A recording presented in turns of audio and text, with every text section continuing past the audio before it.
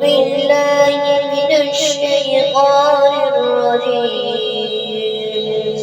بسم الله الرحمن الرحيم. الرحمن علم القرآن خلق الإنسان علمه البيان.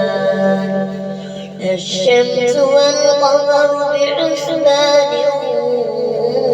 والنجم والشجر يسجدان والسماء رفعها ووضع الميزان ألا تطغوا في الميزان وأقيموا الوزن بالقسط ولا تخسروا الميزان والأرض وضعها للأنام فيها فاكهة والنخل ذات الأكمام والحب والعصب والريحان فبأي آلاء